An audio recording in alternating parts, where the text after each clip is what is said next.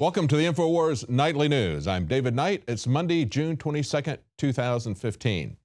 Tonight we're going to look at Greece and at Venezuela, two examples of what we can expect from a financial collapse. And of course, the ultimate bailout of the banks is war. Alex Jones is going to tell us how the financial community is pushing for that war as we escalate things in the Ukraine, pushing towards a conflict between the U.S. and Russia. But first, let's take a look at Greece. Greece's day of destiny turns to farce with a phantom Eurozone summit. Now, this is the take from The Guardian. They point out that Monday's hotly awaited emergency gathering of Eurozone leaders really had nothing to decide, no real agenda to discuss, because the finance ministers had not agreed to anything. So essentially, you've got all the leaders of the various European countries there, but their minions, they say, will have to negotiate hard and come back later in the week. Nevertheless, the BBC is a little bit more optimistic about it. Where does their optimism come from? Well, they're saying that it looks like they're going to impose new taxes on businesses and the wealthy. Hey, that looks great, doesn't it? Let's understand that what's behind all of this is bankers who are putting profits before people. The question before everyone at this point is, are they going to enact currency controls like they did in Cyprus, take money out of people's accounts? Are they going to confiscate pensions? Are they going to confiscate savings? Are they going to raise taxes, as they pointed out here in the BBC article? Are they going to cut services? What will we do to make sure that the bankers don't lose any money? Because that's the fundamental thing we have to be concerned about, not what the people want, but what the bankers want. It was just last Wednesday that we reported at InfoWars that the Greeks refused to pay the debt, declaring it illegal, illegitimate, and odious. This is an article from Kurt Nimmo. He pointed out that there was a Greek committee formed to look at the issue, and this is what they had to say at the time. They said, all the evidence we present in this report shows that Greece not only does not have the ability to pay this debt, but also should not pay this debt first and foremost because the debt emerging from the Troika's arrangements is a direct infringement on the fundamental human rights of the residents of Greece. Therefore, we came to this conclusion that Greece should not pay this debt because it is illegal, illegitimate, and odious. They don't just mean that, hey, this stinks. No, odious is a very specific legal term. They use that same term to dismiss the debts that Saddam Hussein had incurred in Iraq, saying that he had had gone into debt very heavily to bankers to create an army, to create wars. It was something that was done for his own personal gain, etc. Because of all this, they just declared the debt odious and said, this is not something we're going to put on subsequent regimes. We're not going to put it on the people of Iraq. It's been done many times. So odious is a very specific legal term. And of course, many economists have been telling the people of Greece that they needed to do precisely this.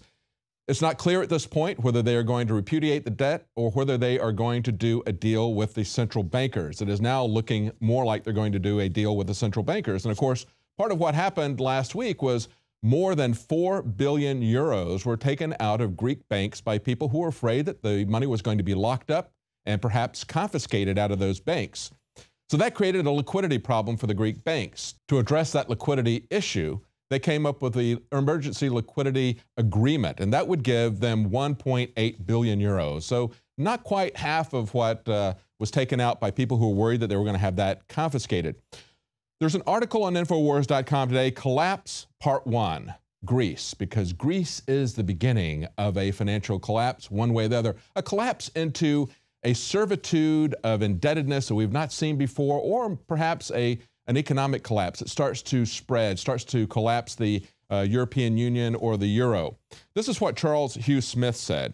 He said in many different articles, he said over the years, he has talked about what Greece should do. And listen to some of these titles because I think they're pretty much self-explanatory. Going back to June of 2011, he wrote an article, Greece, please do the right thing, default now. Then in February 2012, he says, when debt is more important than people, the system is evil. In 2015, January, he said, Greece at the crossroads, the oligarchs blew it. And then February 19th, 2015, Greece and the endgame of the neocolonial model of exploitation. I think that's a great way to phrase this. And he goes on to point out in the article, he says, Europe's financial aristocracy has an unsolvable dilemma. If they write off defaulted debt, they also write off assets and income streams because every debt is somebody else's asset, somebody else's income stream. When all those phantom assets are recognized as worthless, collateral will vanish and the system will implode. The peripheral nations of the EU are effectively neocolonial debtors of the core nations, nations like Germany, for example, and the UK. And the taxpayers of the core nations are now feudal serfs, whose labor is devoted to making good on any loans to the periphery that go bad. This is essentially what we've seen happening from the people that make up the Troika. Of course, the Troika is the IMF. We've seen this type of manipulation from the World Bank under Robert McNamara. I pointed that out last week, where they would try to turn developing nations into rent seekers, not loaning them money so they could build their infrastructure, so that they could create wealth, but making them dependent, encouraging them to have a welfare state, and then borrowing money to pay for that welfare state that they were unable to pay for. That is precisely what we're seeing now. The bankers are pushing this to a head. They're doing it partly with open borders, and we can see how this is playing out in Europe as well as how it's playing out in America. We know we have open borders in both places. Look at this article from NPR where they turn this into a virtue, essentially. They say on a Greek island, vacationers are lending a hand to migrants. Now, these are people who are coming in. They say 48,000 migrants have landed on Greek shores just so far this year. And of course, we're only halfway through the year. But what's happening is we have people like this 60-year-old Briton who's been living in Greece for quite some time. He'd never seen this before, but about 4 months ago, he started noticing small rubber boats that were loaded with people that were crossing the narrow slip of sea, they say, separating Greece and the European Union from Turkey. So they're coming across from Turkey. Once they land, the tourists are coming out and welcoming them because the tourists aren't going to have to pay the welfare fees associated with the people who are coming in massive numbers. And of course, we don't have to throw these people back in the sea, but the issue is, how do we get from just giving someone a fish to training them how to fish? It's not going to solve the world's problems by importing everyone who is poor into the wealthiest countries. What it will do is create the Cloward and Piven strategy. And remember, Cloward and Piven were socialists. They wanted to create their socialist utopia. They wanted to implode the countries with a massive welfare state and then rebuild their utopian socialist state. And of course, what they're going to rebuild is a worldwide world governance socialist utopian state. And that's what they are doing everywhere, not just in Europe, but also in the US. They're also importing the voters. Look at this article from WorldNet Daily today. Mayors in cahoots with Obama on quote unquote new American voters. See, always the politicians have won by gerrymandering. They would select the voters and create undefeatable jurisdictions for their political party. They couldn't get all of their people in throughout a state, so they would reserve 1 or 2 jurisdictions that would be heavily for the other party, but then they would make sure the rest of the jurisdictions would favor them. So they would go through with a computer, they would hand-pick voters. Now what they were doing is importing the voters into the country to accelerate the process. And he points out President Obama is making a big push in the final months of his presidency to convert huge numbers of recent immigrants and refugees into new Americans, and he's getting the assistance of mayors in some of the largest cities. They talk about a greater need for diversity. They talk about economic benefits that migrants bring, but critics say the program is not as much about creating new Americans as it is about creating new voters who will help to reelect Democrats, who will institutionalize Obama's new policies and his new policies, especially on immigration, education, and health care. And of course, there you see in this article, right above that, you see George Soros's picture because he is heavily funding that, as he is also heavily funding the war in the Ukraine, bragging about that. And as I mentioned, Alex Jones is going to be breaking that down for us at the end of the broadcast. Now, the 2 cities that have just joined are New York and Boston. The other ones that were already there, of course, were Chicago, Los Angeles, Nashville, and Atlanta. 6 cities that have joined the New America Initiative. Of course, Soros is not just pushing war in the Ukraine. He's not just pushing a new American voter agenda. He is also pushing a U.S.-China partnership. This comes from New American, and they point out that Since 2009, George Soros has been calling for the communist regime in China to own the New World Order. It looks like everything has been moving in that direction since the time of Henry Kissinger and his lapdog, Richard Nixon. But Soros goes on to say that the Obama administration must make a bona fide attempt at forging a strategic partnership with China. And he gives us two choices, because that's the way they always work, isn't it? They always give you a false dichotomy. They create a crisis and they say, well, you can either do this, which you don't want to do. That's a very unpleasant scenario. Or you can do this, which is what they do want you to do. They don't want you to think about any other alternatives. Now, of course, the two alternatives that he is presenting us with are either war or making an alliance with China. And he sees it as a way of keeping Russian aggression in check by reaching out to China. But I don't think that that's going to work, and I don't think he wants it to work. I think he simply wants to push these trade agreements through. And if we understand how the TPP is working, we've been warned by Senator Sessions, who's one of the very few to bother to read what's available in these secret trade agreements. They make them available only to the senators and the congressmen who will go there and sign a non-disclosure agreement.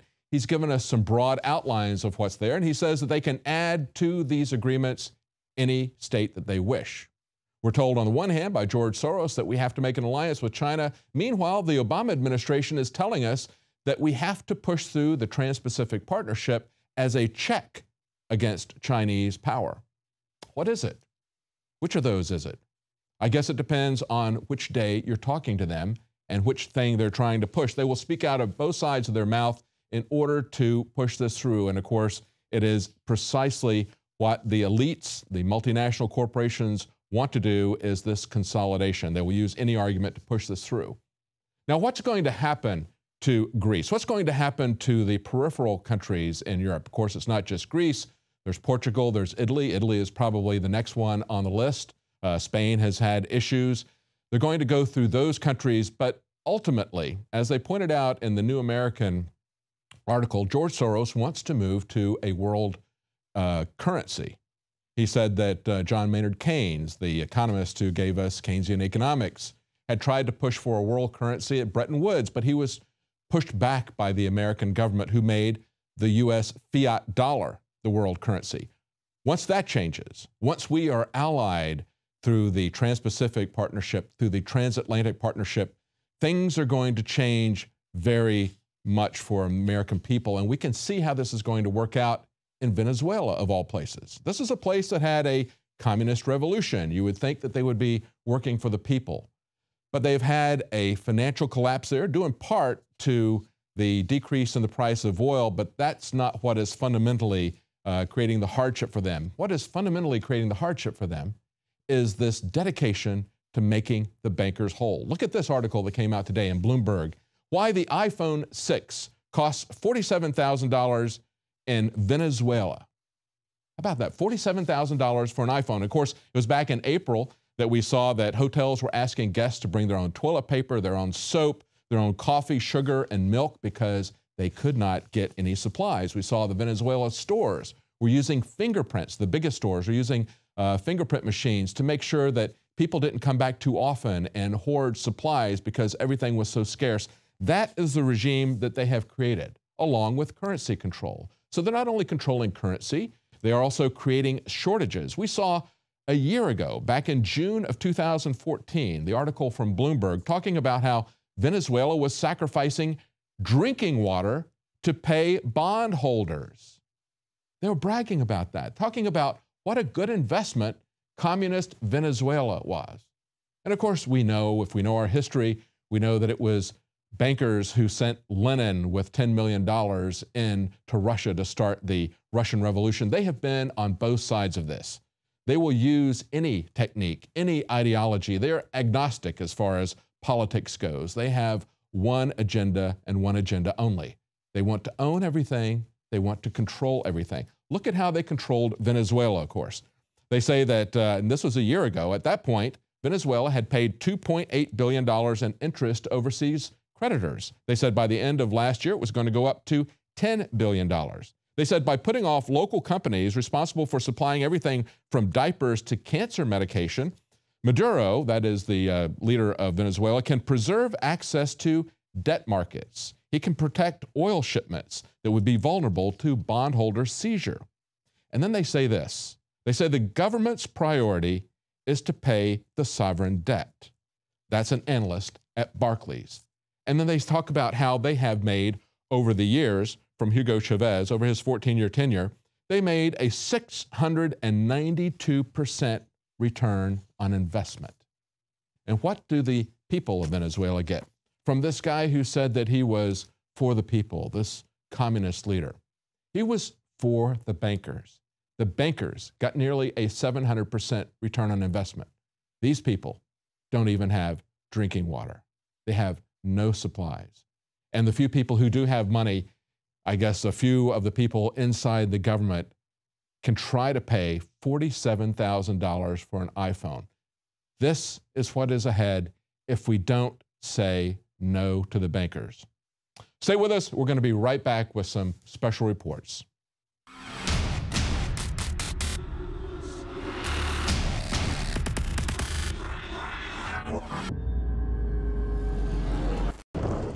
I want to talk about a perfect storm today.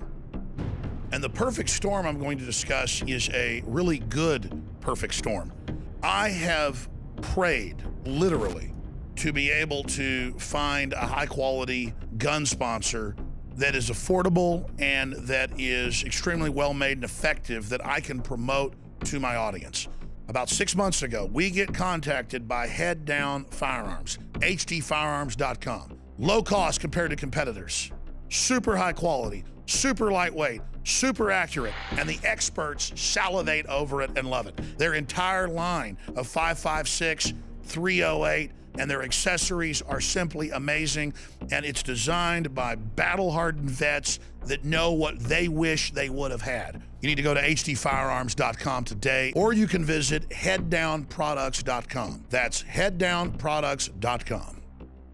Your liver can be full of fatty deposits, built-up toxins, and even dangerous objects known as liver stones. We worked with the top developers in the field of detox to take tried and true herbs and other compounds known to safely cleanse the liver and fused it with the latest research and technological development on concentrating these ingredients to give you the maximum effect. Liver Shield is the only liver support product on the market that uses a patented Spigyrex blend of powerful organic herbs that support detoxification. And when you visit InfoWarsLife.com, see the instructional video on how to do a 6-day liver detox. This isn't a game, and let me tell you, the results are dramatic. Liver Shield is totally organic and made of the safest high-quality herbs. But that said, you need to consult your physician before you do the full detox. Liver Shield can also be used daily by itself for overall upkeep of the liver. Secure your Liver Shield today exclusively at InfoWarsLife.com for the lowest price available. That's InfoWarsLife.com or call 888-253-3139.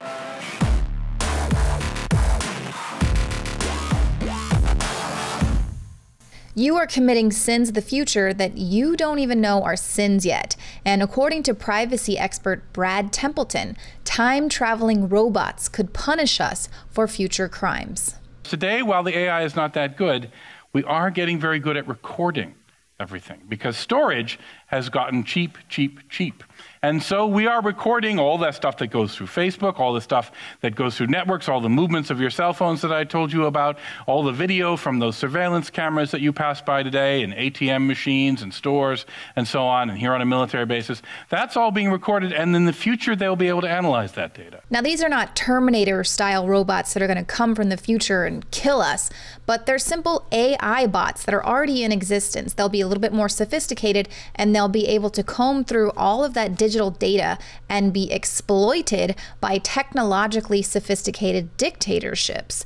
Online speech, for example, it's considered acceptable under today's free speech laws, but it could also be denounced as politically incorrect in the future, with the sinner subjected to retroactive fines or re-education. Just look at the way they're treating journalists and whistleblowers right now. All of that communication, all those photos, all those videos, they're all being stored in digital form indefinitely by companies like Google and Amazon. The NSA's data center in Utah can hold 1 trillion terabytes of data. This includes complete contents of private emails, cell phone calls, and Google searches, as well as all sorts of other digital pocket litter like parking receipts and travel itinerary. Supercomputers run 1,000 trillion calculations per second as part of a data mining process that seeks to identify suspects before they commit a crime or if they associate with terror suspects. So think of this NSA facility as the beginning of Minority Report. And it's interesting to note that the NSA claims to have shut down their massive data collection program with the recent expiration of the Patriot Act, but the agency has said that they're not going to be deleting any of that metadata. They're just going to hold on to it for safekeeping. They're just protecting it at the moment because they know they're going to be reauthorized at some point in the future to use it once again for data mining and combing through retroactively. We reported that the Swiss police released a pre-crime smartphone app which warns users about crimes before they are committed, and it's based on criminal prediction software. Numerous police departments in the US are also using similar technology, such as the HunchLab prediction software. HunchLab allows officers to best forecast when and where crimes are likely to emerge using years' worth of past crime data. This type of predictive programming software is just going to become more prevalent the smarter it becomes, and artificial intelligence like Siri and even the Google search bar become more intelligent the more that we interact with it. So they benefit from combing through troves of online data, everything that we are sharing with the internet, searching on the internet, uploading and typing into the internet. It's being stored and collected, and that is the real reason for all of this data storage. And of course, it brings us right back around again to the end game of mastering the human domain. The human domain encompasses the totality of the physical, cultural, and social environments that influence human behavior, explained Admiral McRaven. Success in this domain won't be achieved by traditional ground, naval, or air forces. Instead, success in the human domain will depend upon understanding the human terrain and establishing trust with those individuals who occupy that space. McRaven continued by saying, building understanding of the human domain requires boots on the ground, feeding information into the network. A living active map where human beings are movable real-time landmarks and everyone's personal thoughts, feelings, medical information, belief systems, history, basically every shred of information about the individuals in any region on that map will make up the terrain. During his famous farewell address, Eisenhower warned the American people of an imminent and internal threat, a scientific elite. We must also be alert to the equal and opposite danger that public policy could itself become the captive of a scientific, technological elite. A tech startup, Recorded Future, that uses a system of filtering through and classifying open source data, demonstrated their predictive analytics capability during the 2012 GeoInt conference. Trajectory magazine reports, the concept is to find people who are talking about the future. Vice President for Recorded Future, Matt Kodima, says, we can basically roll back the clock. We know that this particular did happen in this time at this place. Now let's go back a week before that and look at the publications. Who was predicting that accurately? Who wasn't? Add this layer of predictive analytics on top of the other human domain analytic, and you begin to get an idea of the scope and range of the overarching, inescapable control grid these scientific controllers are constructing.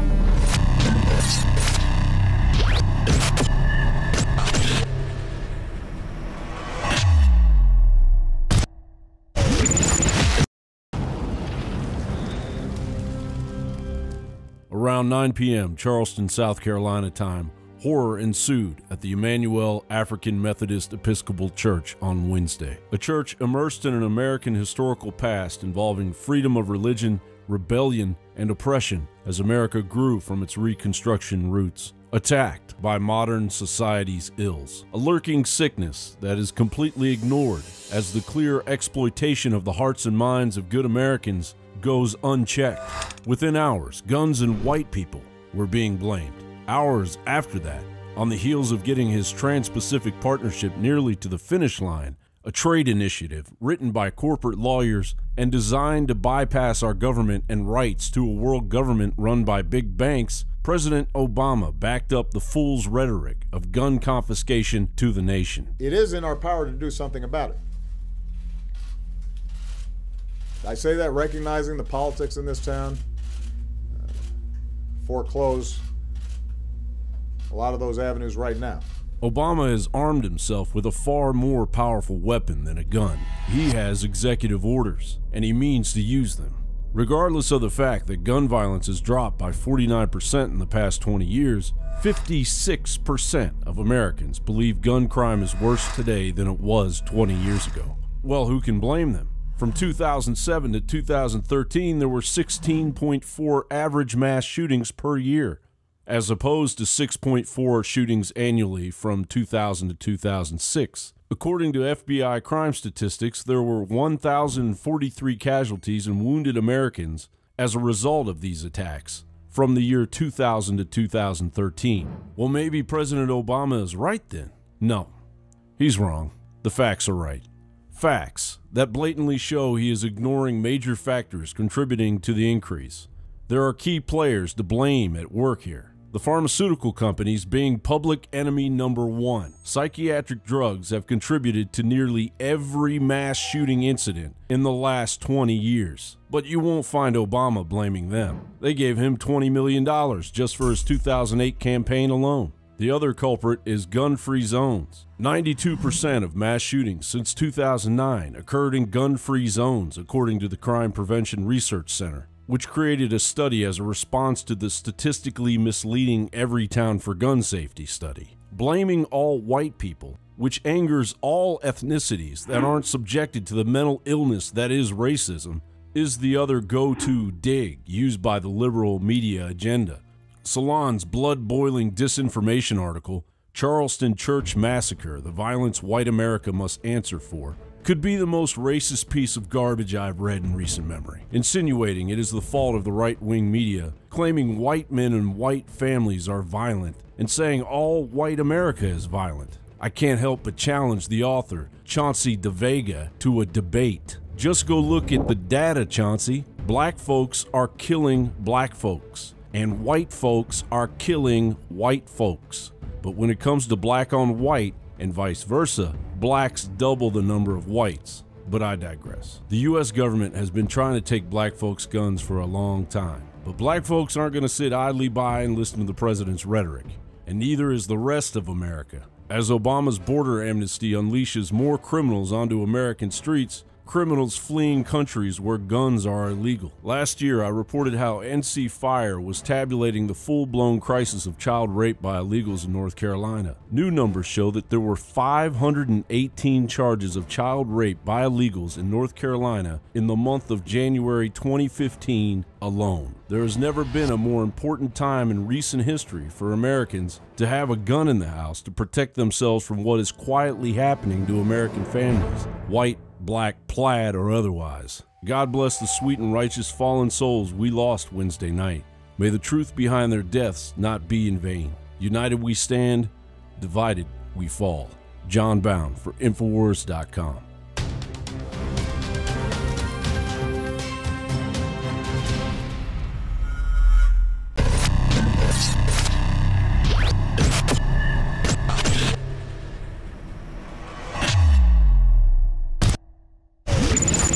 "19 people were shot and 1 person killed in 2 mass shootings over the weekend. In Detroit Saturday night, 1 person was killed and 9 were wounded after a block party descended into chaos. Detroit's chief of police labeled the culprits urban terrorists. A similar situation unfolded in Philadelphia when a block party turned into a mass shooting. 10 people were hospitalized, including 3 children. Miraculously, all the victims in that shooting, including an 18-month-old girl, were listed in stable condition. While the media has been busy focusing on the heinous Charleston shooting, These two events seem to have been a mere footnote in mainstream coverage. In fact, you probably didn't even hear about these incidents until now. These two shootings were a result of black-on-black violence, and therefore don't fit neatly into the constant barrage of race-baiting division that's currently being promoted. Wherever racial divisiveness rears its ugly head, you can be sure Al Sharpton and newly minted social justice warrior D. Ray McKesson are not far behind. After successful stops in Ferguson, Missouri, Baltimore, Maryland, and McKinney, Texas, the next destination on the itinerary was Charleston, South Carolina. Black Lives Matter protesters descended on the city this weekend and set about vandalizing a historical monument to get their point across. But according to the reaction on social media, Charleston is pushing back against the race baiters in their city by trending the hashtag #GoHomeDRay.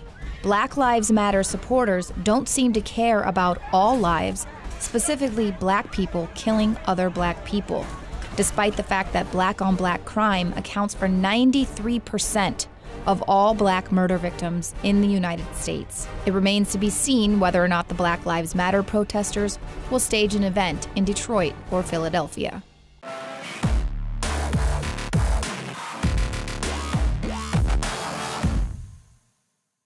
In the past decade, we have witnessed unparalleled scientific discoveries in the area of health.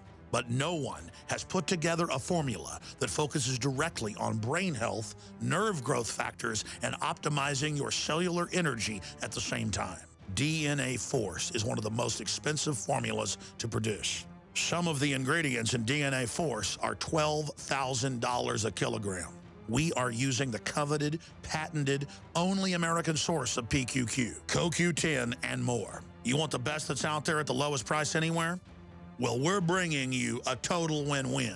The ultimate value, cutting-edge, trailblazing game changer that also supports the InfoWar.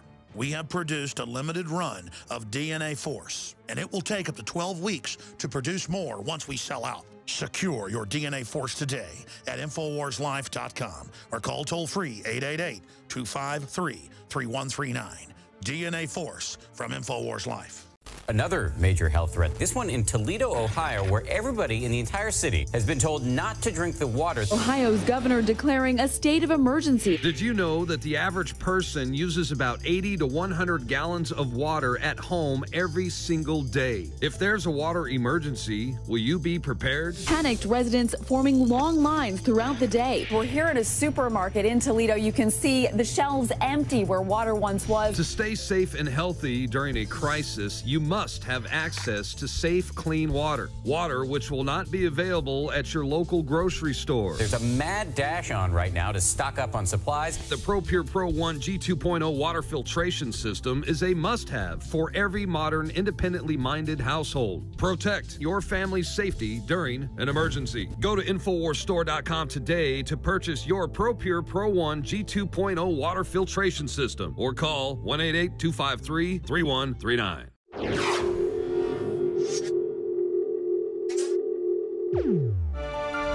Joining us on the phone is Michelle Roten, and she is the founder, I believe, of Nurses Against Mandatory Vaccines. We spoke to her back on May the 1st because it's very important as we see all these bills coming across the United States for mandatory vaccines to understand this has been going on for a long time. And of course, it's not just in schools as we're seeing the main thrust right now. It's been against people in the health professions, especially telling them they could not work unless they got vaccines. So we talked to her about that initially, and she had a bombshell revelation within that context, telling us about the harmful effects that she had witnessed firsthand on children in neonatal intensive care, premature infants, who were given the vaccines on schedule regardless of their physical condition. And of course, their physical condition was not the same as a baby that had gone full term that was 2 months old. These were children that were born prematurely, and even though they were born just a couple of months ago, they were still on the same vaccine schedule.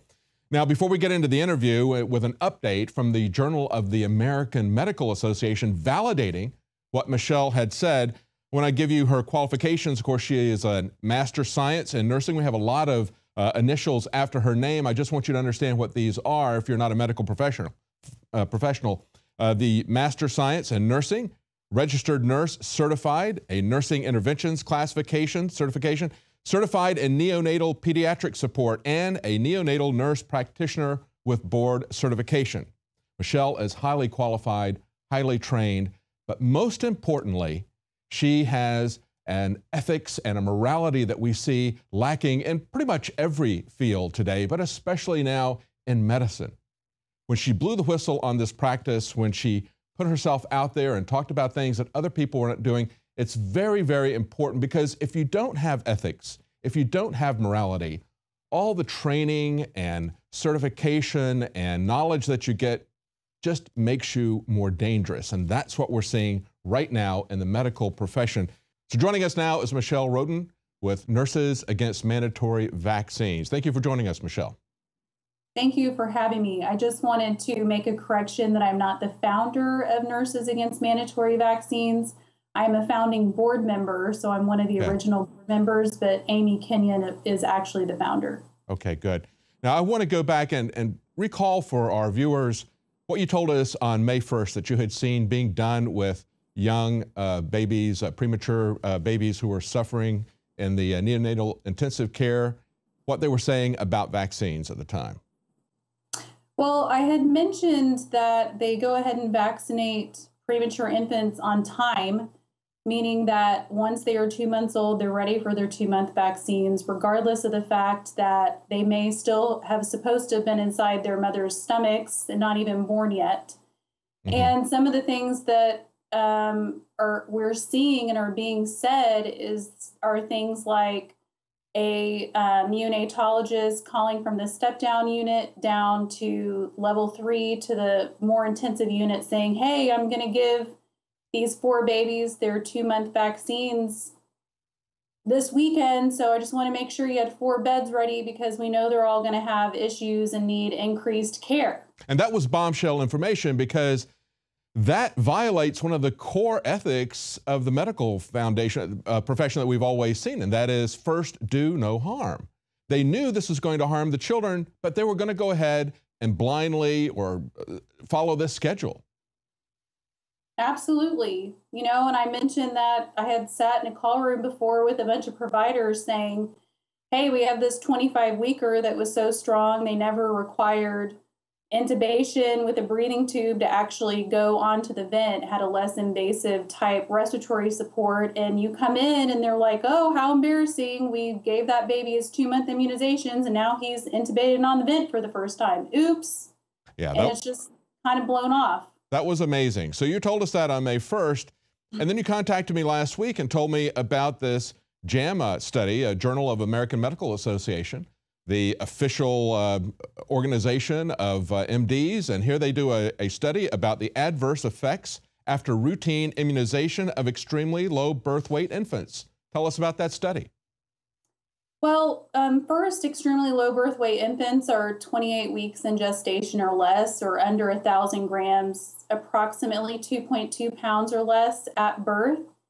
And you had a group of physicians and a practitioner that went into a database of a large neonatology corporation with almost 14,000 infants looked at.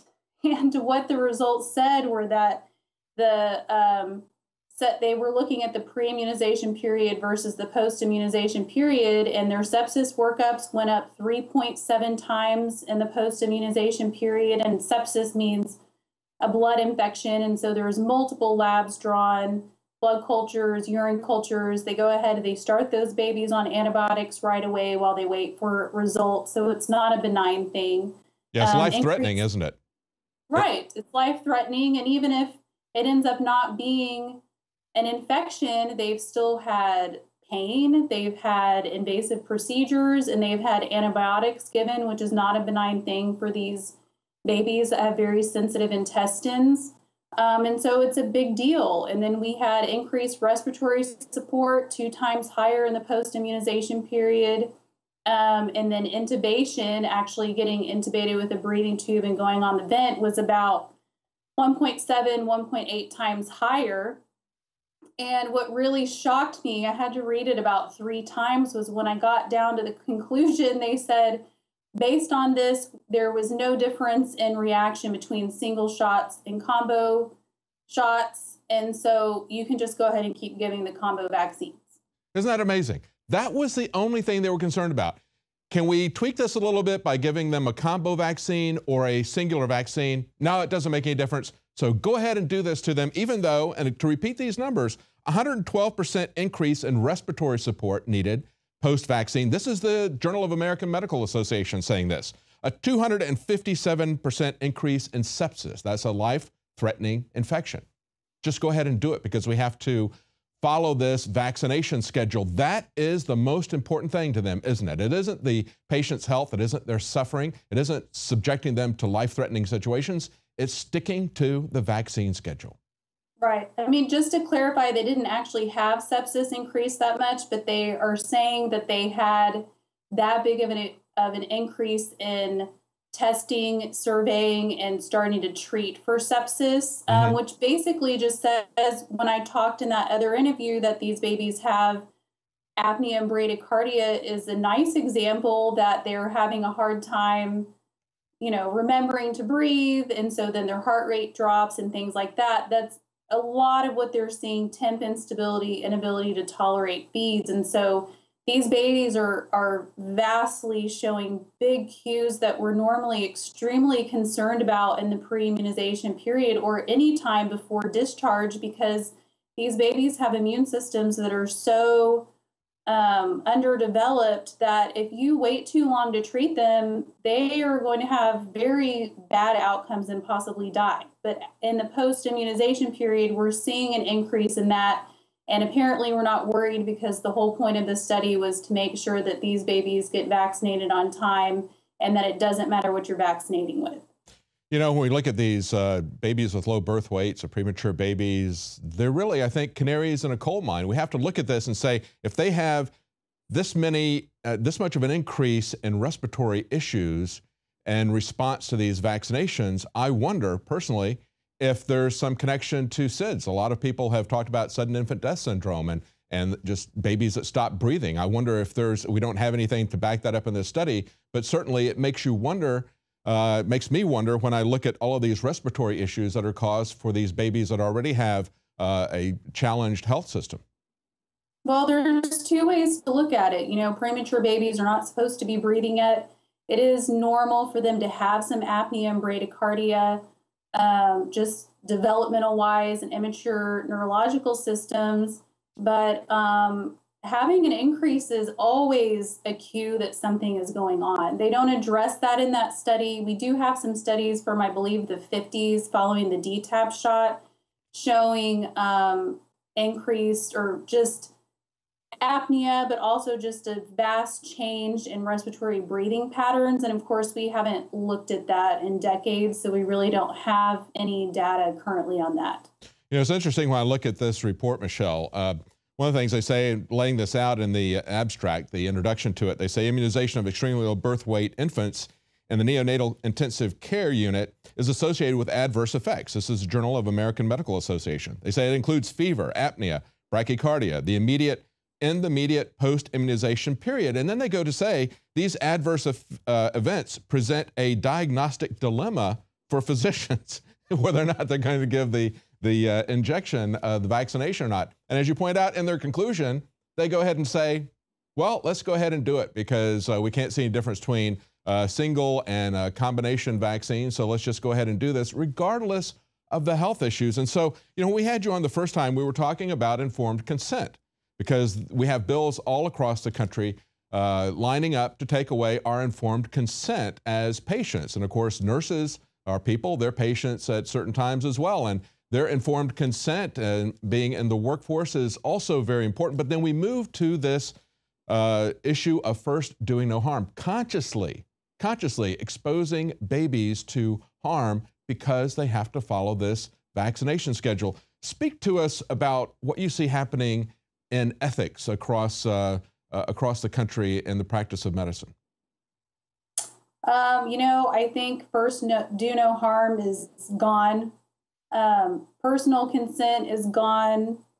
We are all a protocol. We should all line up and be herded through. I'm shocked at this study. I know what goes on. I'm absolutely shocked that it's okay to publish this. Yeah. They're kind of standing out there with their pants and their boxers around their ankles, completely clueless that they're flashing the whole nation right now. And it is an ethical dilemma for the providers. Something that's really woven through this study is they're pointing out that they're looking at incidences, and maybe they're looking at incidences of apnea and bradycardia, and they are saying, hey, there's a sharp decrease in events in the 3 to 5 days before immunizations, and then they're giving the immunizations and they spike back up. And so they're attempting to call this, they said, so-called healthy vaccine effect.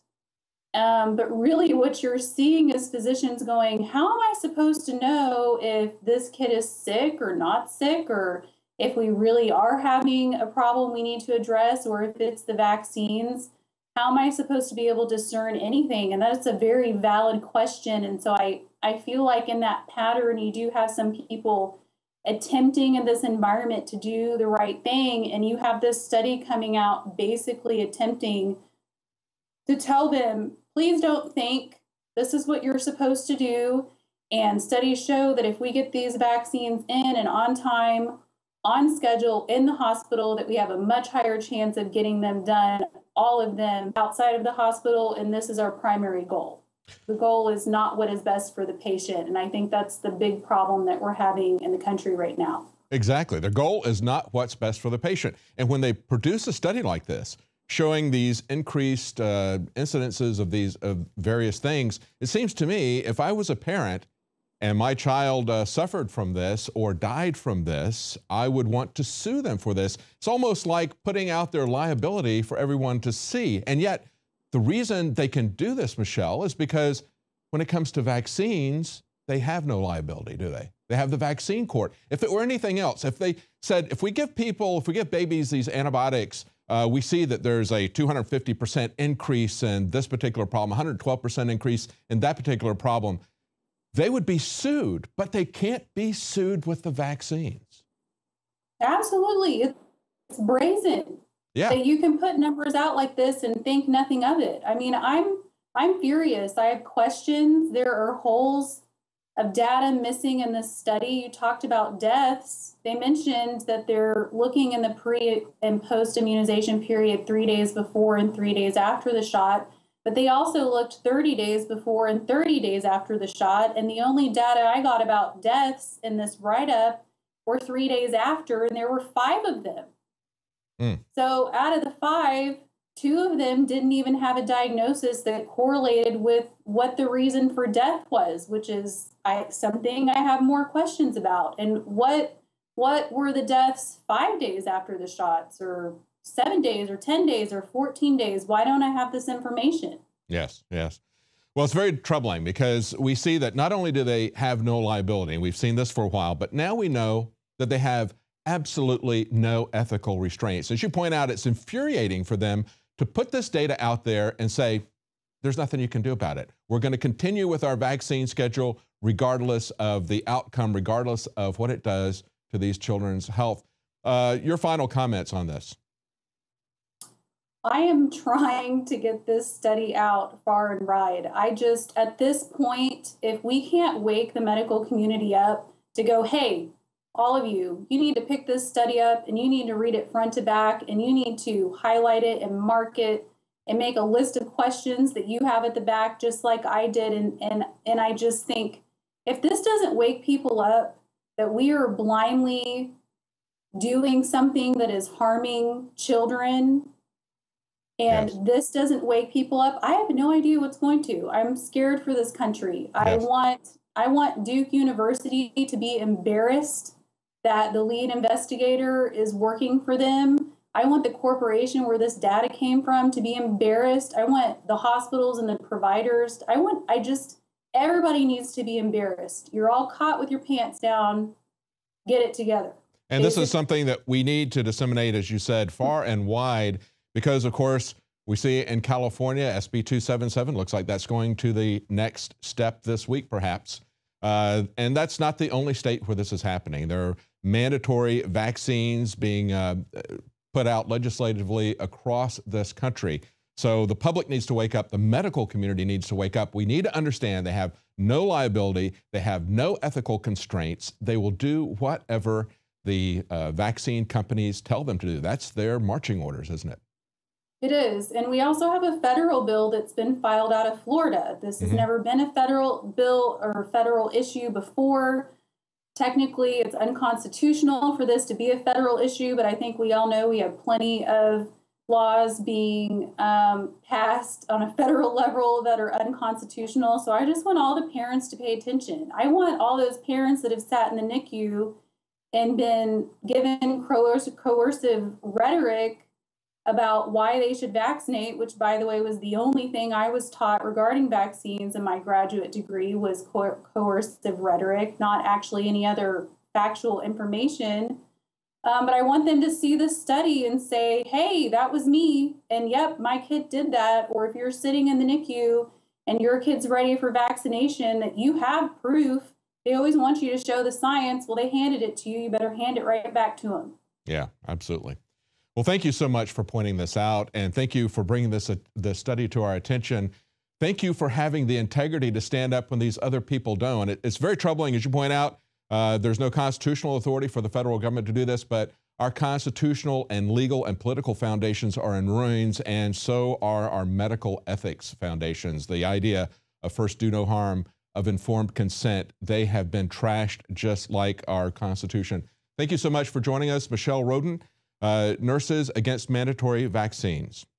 Stay with us right after the break. Alex Jones has a special report. As I mentioned at the beginning of the broadcast, war is the ultimate bailout for the bankers. Alex Jones will break that down for us when we come back. Stay with us.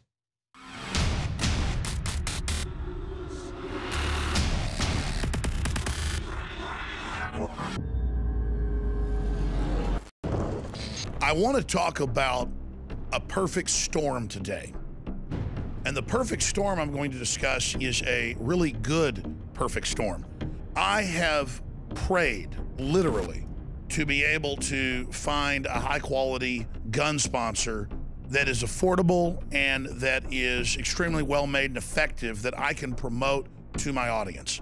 About 6 months ago, we get contacted by Head Down Firearms, hdfirearms.com. Low cost compared to competitors, super high quality, super lightweight, super accurate, and the experts salivate over it and love it. Their entire line of 5.56, 308, and their accessories are simply amazing, and it's designed by battle-hardened vets that know what they wish they would have had. You need to go to hdfirearms.com today, or you can visit headdownproducts.com. That's headdownproducts.com. Your liver can be full of fatty deposits, built-up toxins, and even dangerous objects known as liver stones. We worked with the top developers in the field of detox to take tried and true herbs and other compounds known to safely cleanse the liver and infuse it with the latest research and technological development on concentrating these ingredients to give you the maximum effect. Liver Shield is the only liver support product on the market that uses a patented Spigirex blend of powerful organic herbs that support detoxification. And when you visit InfoWarsLife.com, see the instructional video on how to do a 6-day liver detox. This isn't a game, and let me tell you, the results are dramatic. Liver Shield is totally organic and made of the safest high-quality herbs. But that said, you need to consult your physician before you do the full detox. Liver Shield can also be used daily by itself for overall upkeep of the liver. Secure your Liver Shield today exclusively at InfoWarsLife.com for the lowest price available. That's InfoWarsLife.com or call 888-253-3139.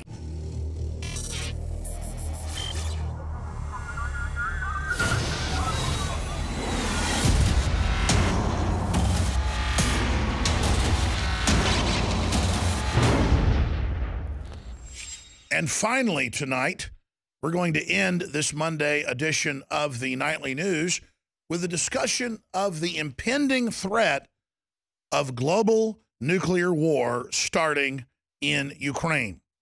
I want to start off with a quote from Albert Einstein. "I know not what weapons World War III will be fought, but World War IV will be fought with sticks and stones, meaning the end of civilization as we know it. And that's if we're lucky and it's a limited nuclear war. The Atomic Energy Agency estimates that currently known stockpiles of nuclear weapons, if they were deployed, could destroy the planet, all life on the surface, bare minimum, more than 20 times. The numbers vary. But it is just mind-blowing to even imagine that our governments would be engaging in political and geopolitical activities that have taken us to a point that even most mainline analysts say is much more dangerous than the Cuban Missile Crisis in the early 1960s. The United States moved missiles into Turkey, so Russia moved missiles into Cuba. And clearly, if you go back to the early 1960s, the USSR was the villain compared to the United States and was being somewhat provocative, but so was the West. Now it's even more cut and dry that the West, via George Soros, who told Fareed Zakaria on CNN a few months ago that he basically overthrew Ukraine and their elected government, he is now coming out and saying we're going to have World War III. And he came out again last week and said he's serious. He's really concerned about World War III. When he, to a great extent, is behind it. So now we have a huge escalation. We've had U.S. troops there training Ukrainian forces for the last 6 months. We've had armor and other weapons being given to them by NATO. Lithuania and others are saying they're going to take weapons from NATO and send those into Ukraine. And what we have here is sectarian war, where in the East they're Russians, in the West they're Ukrainians. Back in World War II, the country was split in two. One side was Nazi, one side was Russian. And so they're playing on those old divisions like North versus South. They're manipulating them. And this time it's not the Russians with missiles in Cuba, it's the West with missiles and weapons right on their doorstep. And then I saw these headlines this morning. NATO will establish rapid reaction force to counter perceived threat of Russian aggression. And NATO is going into Ukraine, expanding the amount of advisors and training they're getting. Let's go over this. Secretary of Defense, AP, U.S. to provide weapons, aircraft, commandos for NATO, in part to counter Russia and to train Ukraine.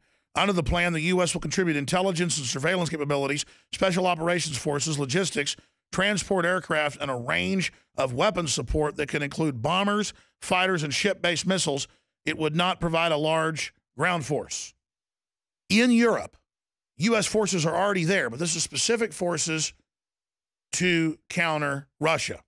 Here's a Financial Times of London story from yesterday dealing with the fact that Washington is now fearing that Greece is going to go with Russia because NATO, the EU, and the West have been sucking Greece dry. That's in the Financial Times of London. So Western tyranny has destroyed the West's soft power and is driving our traditional allies from Egypt to countries like Greece into the arms of the Russians. Not that the Russians are angels, but they're not the ones offensively doing this. Our government overthrew Egypt and put radicals in that blew up churches and crucified people. Now the military dictatorship has come back in. But what is our government thinking? What is it doing? It's destabilization. Earlier today, it was reported by USA Today that Lithuania to become the first country to arm Ukraine against Russia. Again, using NATO weapons. They're a NATO member, as if Russia won't know that's being directly pipelined to them. Well, another report now has them backing out of that, with the Lithuanians saying that they are undecided. Their prime minister says they're undecided at this point, obviously because of Russian threats. This is unprecedented. This was never done during the Cold War. It's extremely dangerous, and it fits into the world financial meltdown we see happening, with the QE4 now getting lined up, with the saber rattling with China. The globalists need crisis to finally bring in their world government as the solution to not having nuclear war.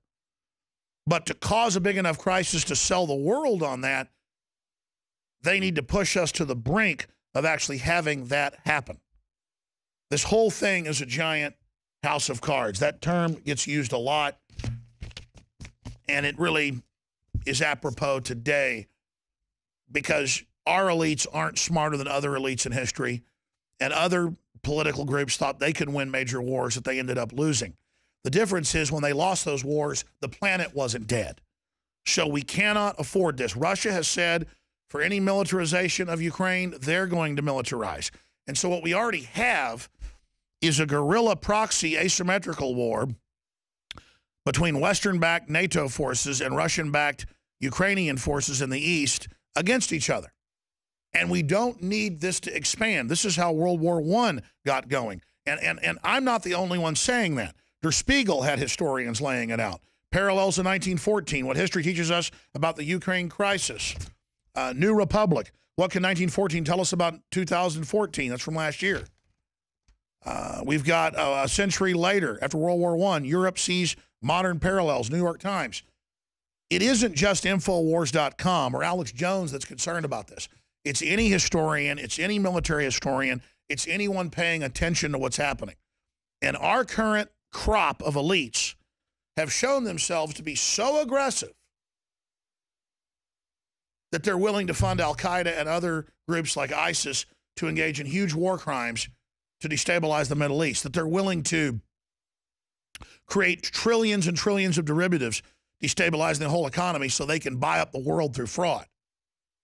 So we have to point out how much danger we're in to shake people out of their malaise, to shake the general public out of their trance, to realize we could have World War III if we're not conscious of it. In the 50s, 60s, and 70s, people were concerned about this. We were able to de-escalate things through détente and not have nuclear war.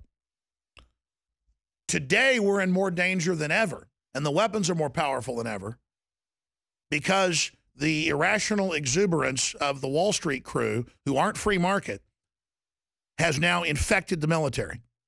The military is now taking orders not from statesmen, not from historians, not from other veterans like Eisenhower or Kennedy, but from disconnected megalomaniacs that run Goldman Sachs and JP Morgan. It's got to stop. But history shows megalomania is a real disease, and elites always think they're invincible. A lot of elites, though, are very concerned moving into armored redoubts, getting out of the stock market, you name it. We've never seen such a flurry of activity. Ron Paul thinks the big crash is coming very, very soon. I'm surprised the bubble's gone on this long. You've got the globalists trying to start race wars. There's so many things coming together right now. That's why we're ringing the alarm bells, so that hopefully we have enough of a mass awakening and enough of a mass discussion about this to move the debate back towards sanity. And of course, most importantly, it's time to pray and to repent for all of our own decadences and corruption, and to really think about what's most important in our lives. Is it entertainment and the latest celebrity sex change? Or is it trying to build a better world and a better civilization? Humanity is an amazing species. We can make it, but we've got to be conscious of this, and we've got to try to preserve things. All right, that's it for this edition. Great job with David Knight earlier. I wanted to come in and finish up the show, just recapping the excellent points he made. Please send this video and this warning to everybody you know, because the world is accelerating towards expanded wars that could lead to World War III. Alex Jones signing off for InfoWars Nightly News.